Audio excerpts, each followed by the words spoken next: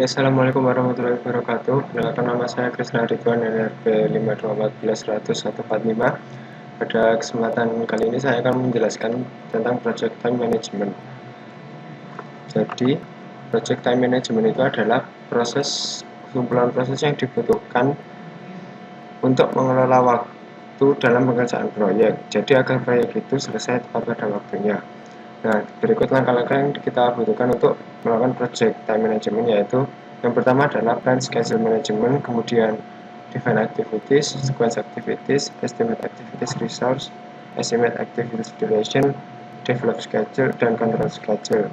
Dan yang pertama adalah plan schedule management. Plan schedule management ini proses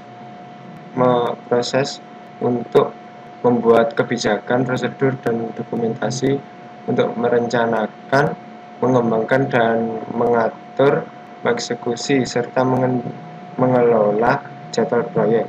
Jadi, aturan-aturan apa yang akan kita bikin agar proyek itu berjalan sesuai rencana kita. Input yang digunakan adalah project management plan, project charter, enterprise environmental factor, organizational processes. Kemudian tools yang digunakan, expert judgment, analytical techniques, serta meeting. Lalu dia akan menghasilkan output berupa schedule management plan. Yang kedua adalah define activities. Di define activities ini kita akan menentukan aktivitas apa saja yang akan kita lakukan dalam proyek agar bisa selesai tepat pada waktunya. Inputnya berupa schedule management plan yang kita dapat dari plan schedule management, kemudian scope baseline, enterprise environmental factor, organizational process assess. Kemudian tool yang digunakan adalah decomposition, rolling with planning, dan expert judgment, serta akan menghasilkan output seperti activity list, activities attributes, dan milestone list. Jadi di activities ini nanti bisa kita generate sebagai jadwal baru yang nantinya akan memudahkan kita untuk bisa memonitor lamanya proyek berjalan. Kemudian yang selanjutnya adalah sequence activities. Sequence activities adalah proses mengidentifikasi dan mendokumentasikan hubungan antar aktivitas. Jadi di sequence activities ini nantinya kita akan mengurutkan proses mana yang harus didahulukan, proses mana yang akan berjalan lebih cepat jika didahulukan dan jika ditaruh belakangan.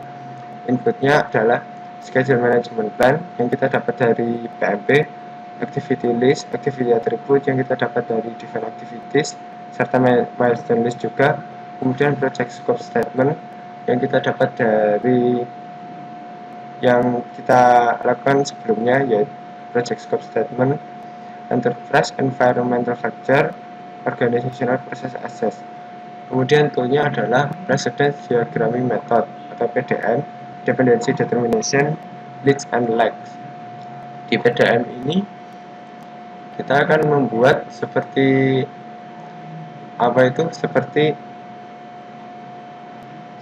urutan langkah kerja yang nantinya aktivitas akan dilambangkan dengan lingkaran dan anak panah menunjukkan waktu. Jadi jika ada aktivitas maka akan dihubungkan dengan anak panah yang akan menuju ke aktivitas yang lain. Kemudian outputnya berupa project schedule network diagram dan project document update. Kemudian selanjutnya adalah estimate activities resource. Di sini adalah proses mengestimasi tipe dan kuantitas material, human resource, equipment, atau kebutuhan untuk melakukan setiap aktivitas. Jadi di proses ini kita akan menjelaskan kebutuhan apa saja yang kita perlukan untuk melakukan setiap aktivitas dalam proyek itu. Inputnya schedule management plan, activity list, activity attribute, resource calendar, resource register, activity cost estimate, enterprise environmental factor, serta organizational process assess.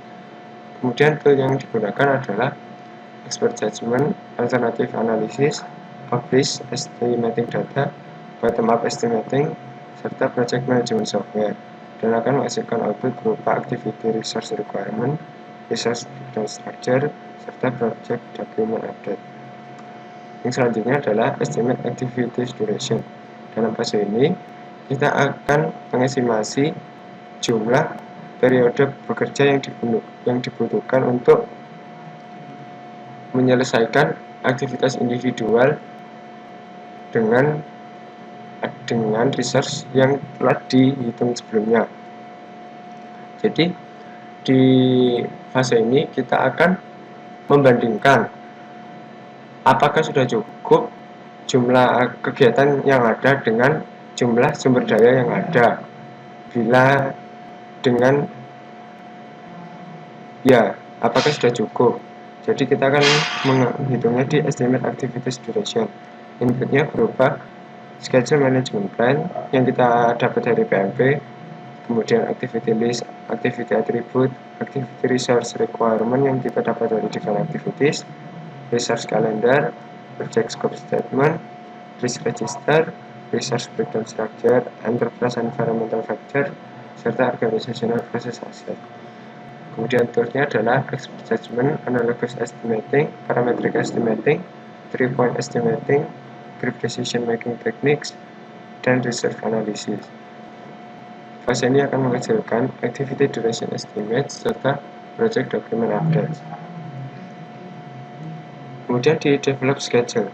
Develop schedule ini kita akan membuat jadwal berdasarkan semua fase yang sudah kita lalui.